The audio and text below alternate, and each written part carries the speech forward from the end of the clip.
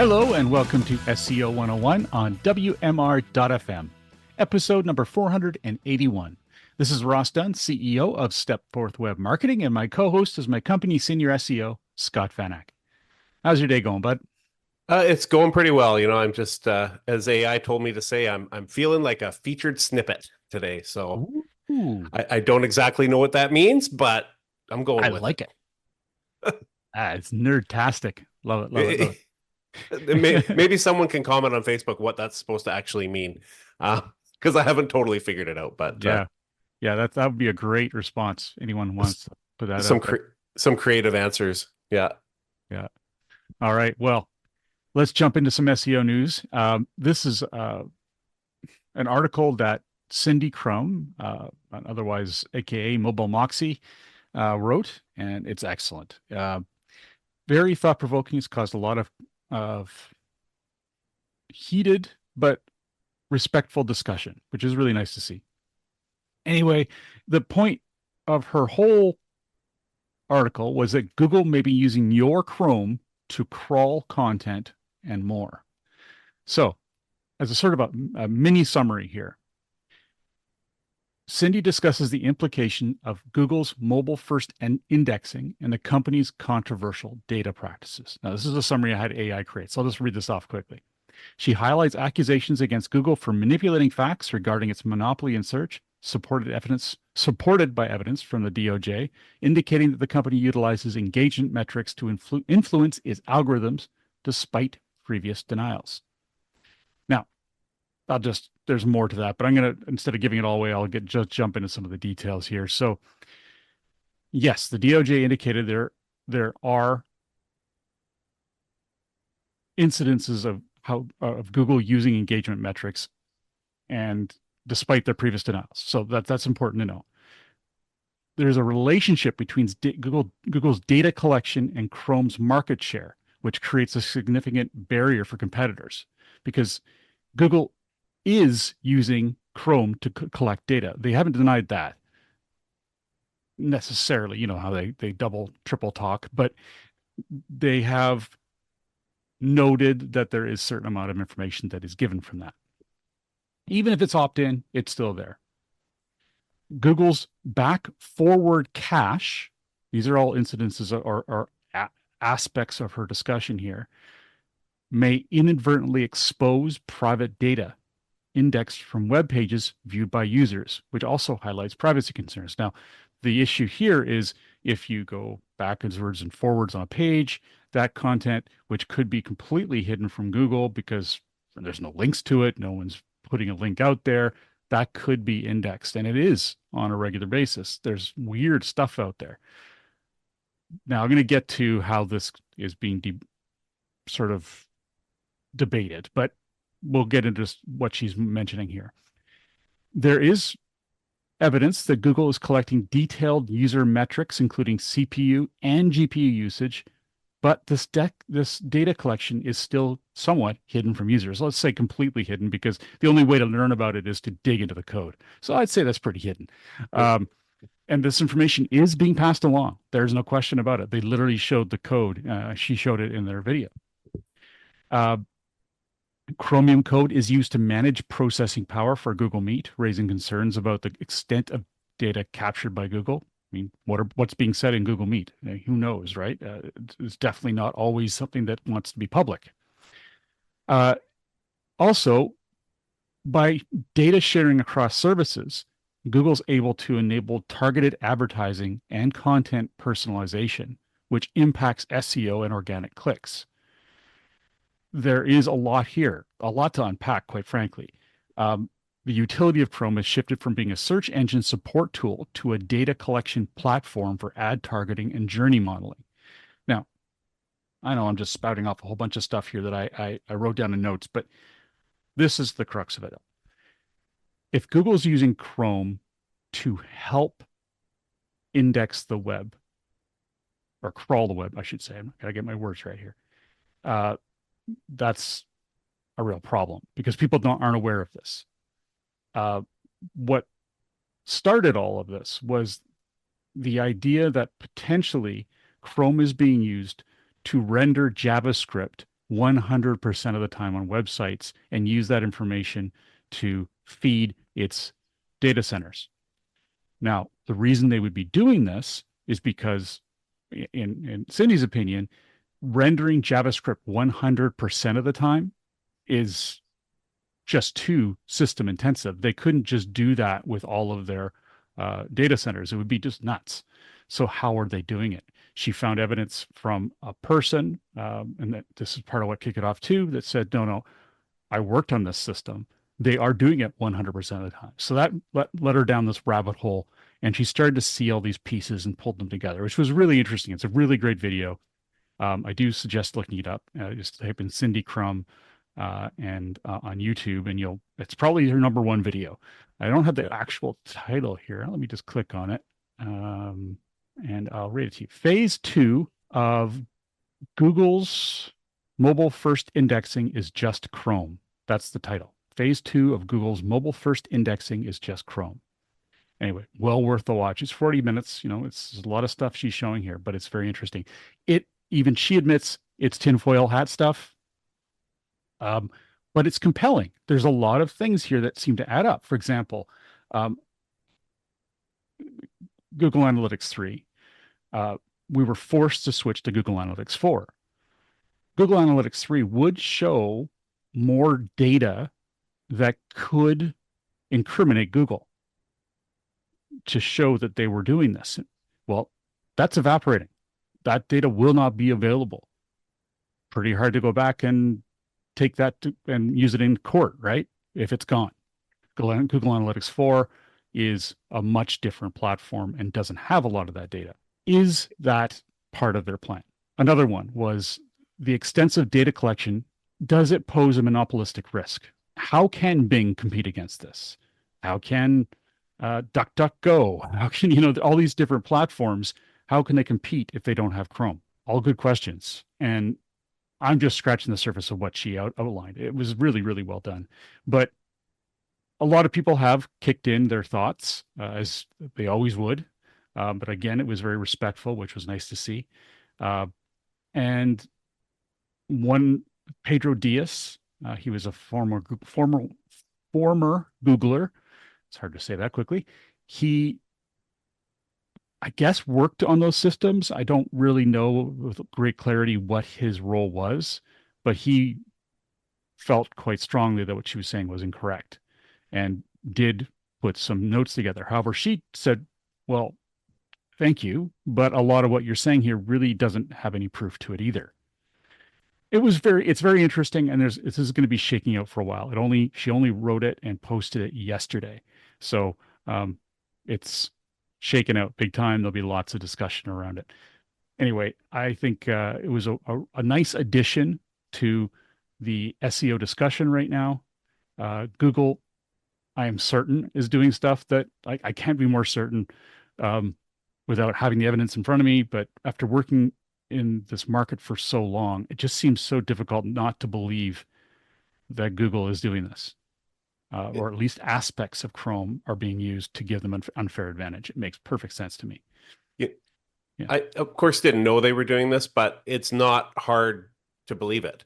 It's well within the realm of possibility that, yeah, they're probably doing most of these things that she's saying. Like, why wouldn't, really? I mean, they should be a bit more upfront about it, a bit more transparent, but the fact that they would do it. And then I don't know if you saw the part they said about OpenAI and how they're going to need something like $100 billion for their next training of the next generation of AI. Well, all of that, most of that is related to computing power that they just need to build out. Well, if Google's, doing distributed computing across everybody with Chrome, what does that save them? $100 billion in computing? I don't know. Obviously, it wouldn't be all of it, but it saves them a fortune. That's a huge unfair market advantage, unless people using Chrome say, yeah, you can do that and agree to it. Would they? I don't know that I would, but maybe. I don't know. Yeah, I think I don't know about the AI aspects of it, but it's pretty interesting that all of this is going to require processing power. You're right.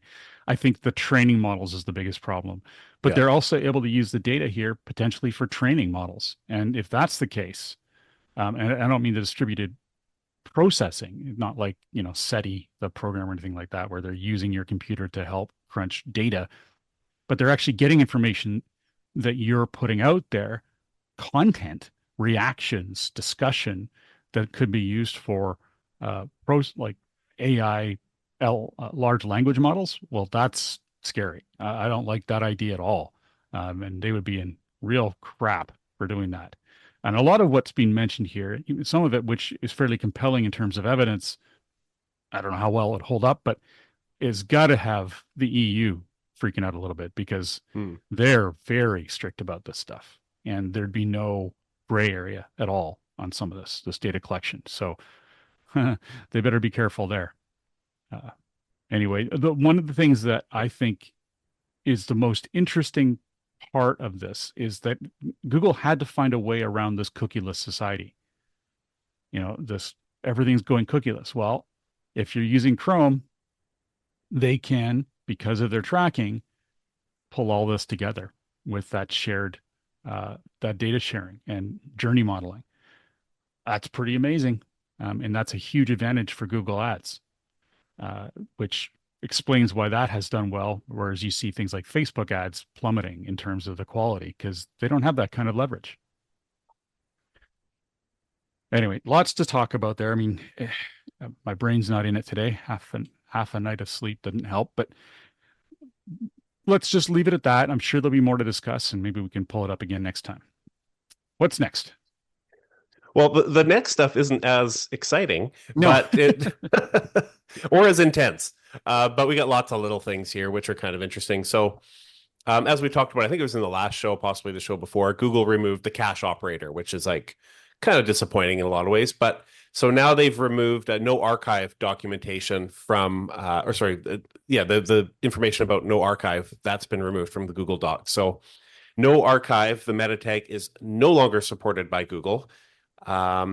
You don't need to remove the tag if you're using it. Just know that Google search will ignore it. Other search engines may use it, but it kind of makes sense because there is no archive being displayed anymore. So, there you go. So if you use it, it's not going to do anything for Google. It doesn't apply anymore. But I do want to point out as well, because the one article at Search Engine Journal did mention this, and I think it's worth mentioning. If you don't want your content to appear in Wayback Machine, the no archive tag is not the right way to do that. So if you do want to also block Wayback Machine, archive.org, you can do that in your robots.txt by disallowing the agent IA_archiver. You can also contact archive.org directly to request page removal, and they'll actually remove content for you. Or you can place your content behind a password. So just a little bit there. Pretty rare that you want stuff blocked, but it happens. So No doubt. That's great. All right. Well, some information on Bing here. Wow. Sometimes I just forget all about it. Anyway. Ooh, all right, Bing. So Bing generative search experience is now rolling out. Here's a quote from Jordi Ribas from Microsoft. Microsoft is announcing significant AI updates across Copilot, Windows, and Bing. Our team is focused on Bing now, so I'm particularly excited to share the next step in Bing generative search, which is being rolled out in beta. To try it in the US, just type, quote, Bing generative search, unquote, into the search bar.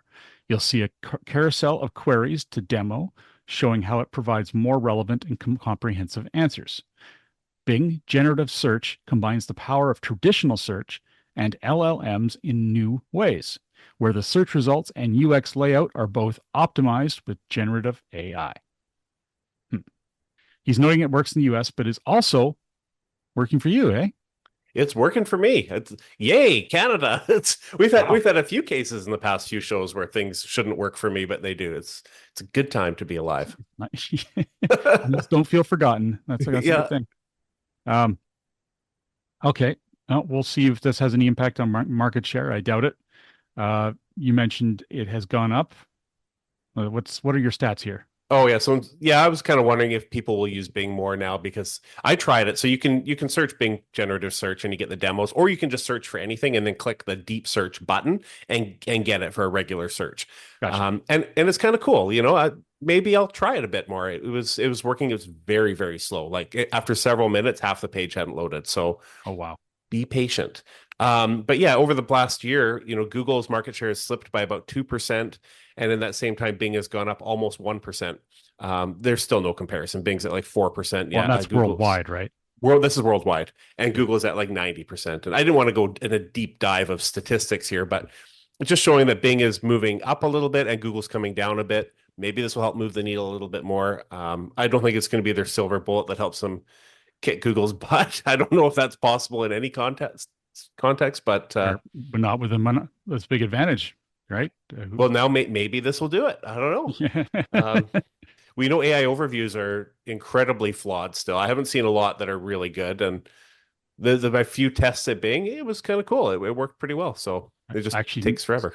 it's not really a part of our program, so I didn't make it an actual component of our discussion here. But I did note today that ads have now been added to AI overviews. So there it goes. They're making their money. That's their goal. You had to know that was happening. Anybody? Oh, well, I think we probably did predict it. I don't know. Well, yeah, it's pretty hard not to predict that one. It's like cars will get better. Yeah, exactly. Okay, what's next here? Yeah, so this is actually leads to something funny I'll talk about later as well. But Google is warning that if you use a JavaScript-generated product markup, it may not always work. So they've updated their developer documentation to warn about this with two key points. They said, if you're a merchant optimizing for all types of shopping results, we recommend putting product structured data in the initial HTML for best results.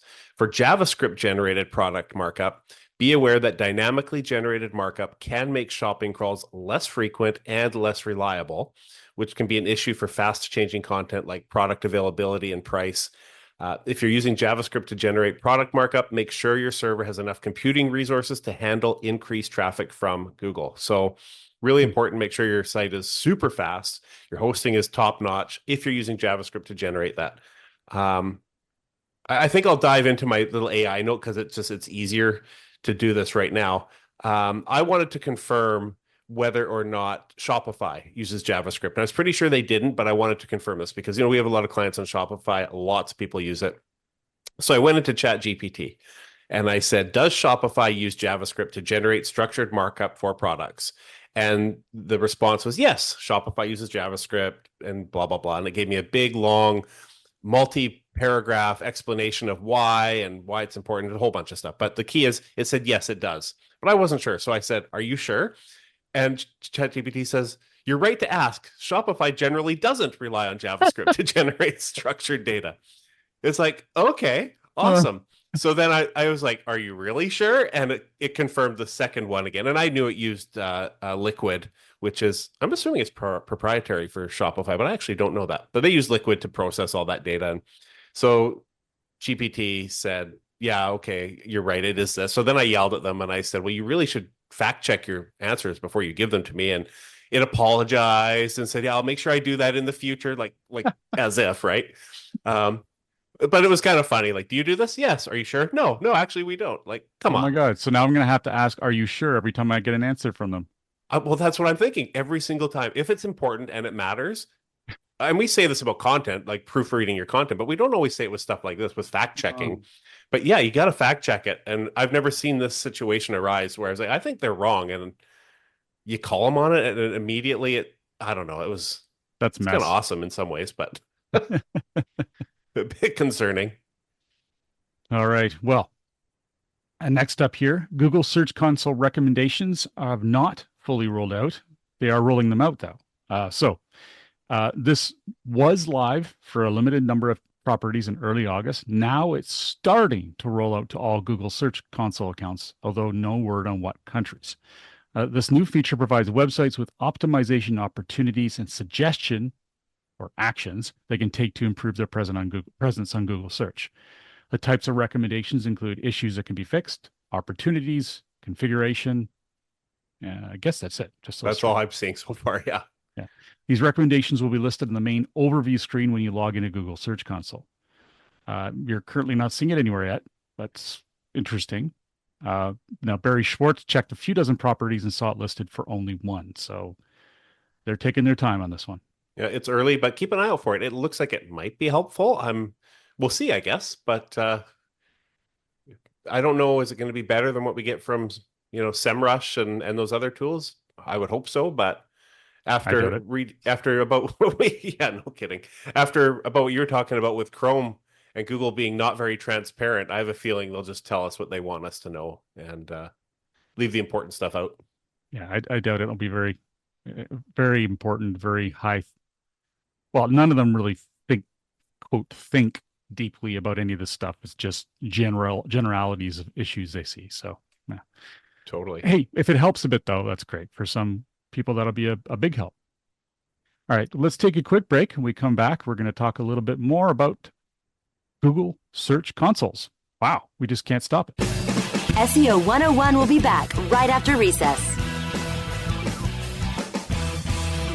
Welcome back to SEO 101 on WMR.FM, hosted by myself, Ross Dunn, CEO of Stepforth Web Marketing, and my company's senior SEO, Scott Van Ack. Okay, so Google Search Console Performance Report built. Wow, that's long. Google Search Console Performance Report filters now stick. What the heck is title is that? Okay, you go on.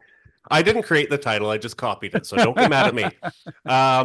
Yeah, so this is over at Search Engine Land. They saw this happening, and this is kind of cool. I don't know if it's going to be a good thing, but I thought it was worth mentioning. If you go into Google Search Console and you're looking at your performance data, you can set various filters like, I don't know, your country or certain keywords that you can exclude, things like that. So if you set those filters, close console, come back, those filters are going to remain intact. So they're always there. So this is probably good and bad, depending on how you personally use Search Console. If you're constantly adding the same filter regularly and you look at all your data under that same filter, it's kind of great. You won't have to add it every time you load up Search Console.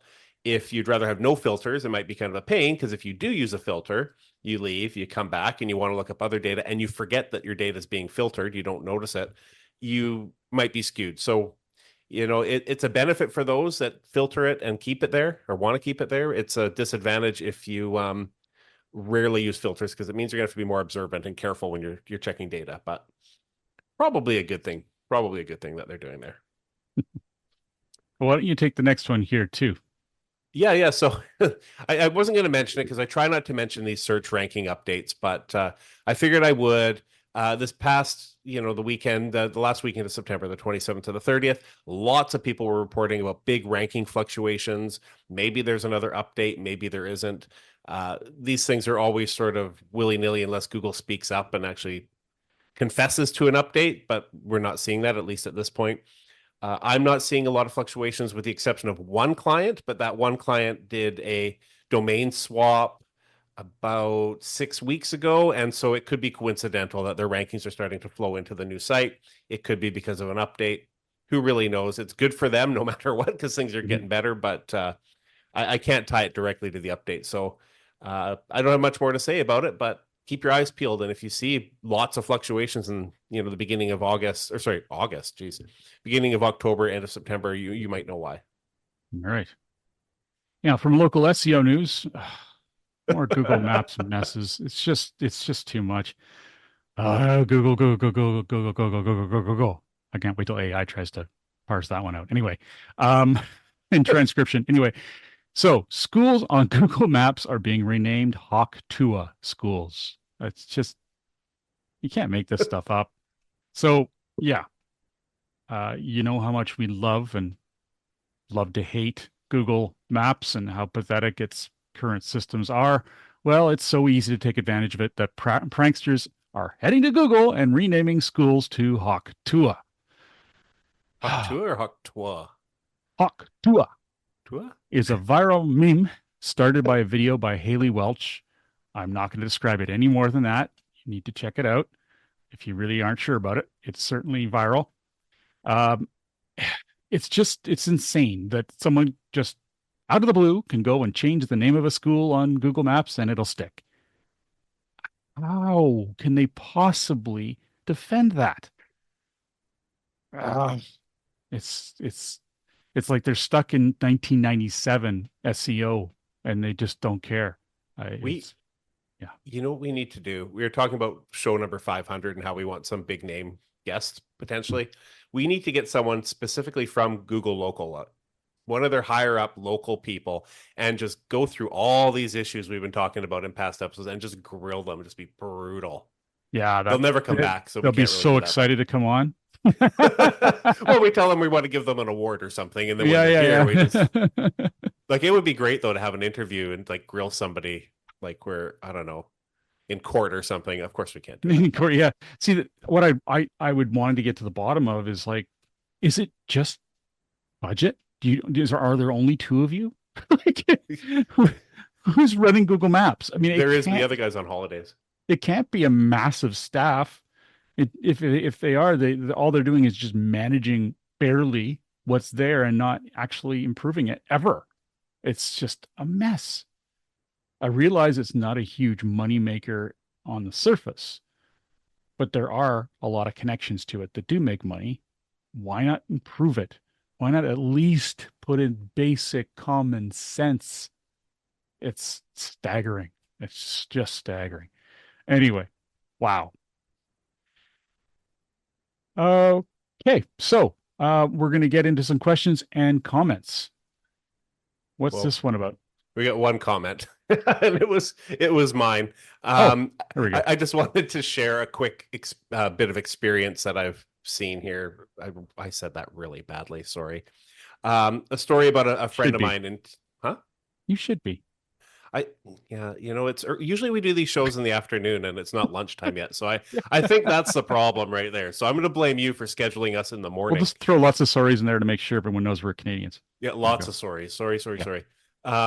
Anyways, this is just a quick story, a reminder to pay attention to your domain renewals. So I've got a friend of mine in town who has a small business locally, and her domain expired, and now she's going through a huge fight to get her domain back. And in her case, it's she's within that sort of grace period where you should be able to just pay the fee and get it back. But there are other complications in this case because she has two GoDaddy accounts. And I'll get to why in a second. And she logged into one GoDaddy account before the domain expired, updated her credit card info because it had expired. So she updated that and then didn't think about it. And then her domain expired. Like, well, I did all this. Well, she updated the credit card in the wrong GoDaddy account. It was the other account that had the domain. And so now it's just ugly. And it's, in her case, it's extra ugly because the account that holds the domain isn't in her name. It's in her deceased mother's name because the business used to be her mom's. Her mom died years ago, but she never changed anything over. So it's still in the name of someone who's no longer living. And so it's just this big complicated mess. And honestly, I have no idea how she's going to fix it. I don't know if GoDaddy will be helpful or useless. It could go either way. Let's be real. But so in her case, at least, she could actually, her business is such a small niche. She really doesn't even need a website to be, and I don't say that lightly. She really doesn't need one. So I think she'll be fine personally. But I just wanted to mention this as a reminder. Make sure your credit cards are up to date in your registrar, whoever you're using. Make sure your domains are updated and renewed and all that kind of stuff, because it can be ugly, especially if somebody dies. But even if they don't, it's ugly. And we haven't seen this with our clients that often. It's pretty rare, but when it happens, it can just be a mess and it can kill your rankings. Like, just kill them. So yeah. And they don't have to die either. They could just have a stroke and lose memory. I mean, it's that simple. There's so many things, right? Yeah. Renew it for many years in the future. Especially now, domain prices are going up. I feel like, renewing for ridiculous. Can we only go 10 years in advance now, or can we do more than that? Like, I can't remember where it's at these days, but do it for 10 years. And then, although in 10 years it might be a problem because we're going to forget. Well, one of our clients is on there. I mean, back in the day, well, let's just preface this a bit. Network Solutions was the main. Netsol.com, I think it was the place where you would get your domains back. And when I started in 97 and 98, and you'd pay, I think it was $70 then for a domain. I think even US, $70 US. And it plummeted all the way down to when I had, I don't know, 100 domains down to $8 or something, and worst case scenario, maybe 12 or 13. I've still managed to keep 13 to 15, I think, for my renewals. But, you go to somewhere like GoDaddy and my client has just a .com. He's being charged $35 Canadian, or is it Canadian? Actually, that might be US per year. It's going backwards. It's like all of a sudden everything's just, it's exceedingly expensive for what you're getting. I mean, it isn't, I guess, if it's your main brand, whatever, you don't care. But it's amazing how much more money these registrars are making now, and I don't really see why they can or how they can justify that much of an increase. We're all increasing our fees these days. We have to with these crazy inflations and such, but wow, I just don't get it. To see it quadruple, yeah, especially when the competition can do it for, $10. Why are they 35? Like, it's simple greed, it. and I guess they figure if someone's just doing one domain, they don't really care. They're going to spend that anyway, and capitalistically, I suppose that makes sense. Well, to be fair, if you aren't really tech savvy, like this friend of mine, she's a great example for this. She's not tech savvy at all. She calls me for like the silliest things on her site for help, and I help, and but sometimes like, why can't you do that? Well, the idea of her moving the registration of her domain to somewhere cheaper, forget it. It's never going to happen. She'll never do it because it's way too complicated. And I'm sure GoDaddy looks at that and they say, maybe we'll lose 10%, 20, whatever, some percentage of our registrations here, but we're going to make way more money on the people that don't know how to switch and don't want to go through all the loopholes to switch. So that's probably what they're thinking. And then they'll get their email with them, and then they'll get all their website hosted there. Do not host your website at GoDaddy, please. We are not fans. It becomes simple. It's the place to be. It's one place, you pay all your bills, that's it. And I don't have any problem with that. It makes good sense. If that's all you're doing and it's very basic, you know what? A couple $100 a year is a lot for what you're getting, but if it's going to make you happy to be in one place, fine. You're not. It's still going to work with a big business, right? Yeah, it still works. Yeah. Just what's a couple $100 if you're bringing in $1 million a year, right? Yeah. Well, if you're doing that through your GoDaddy account, I'd be very impressed. Anyway. Well, on behalf of myself, Ross Dunn, CEO of Stepforth Web Marketing, and my company's senior SEO, Scott Van Ack, thank you for joining us today. Remember, we have a show notes newsletter you can sign up for at SEO101radio.com. Have a great week, and remember to tune in to future episodes, which air every week on WMR.fm. Sweet. Thank you for listening, everybody.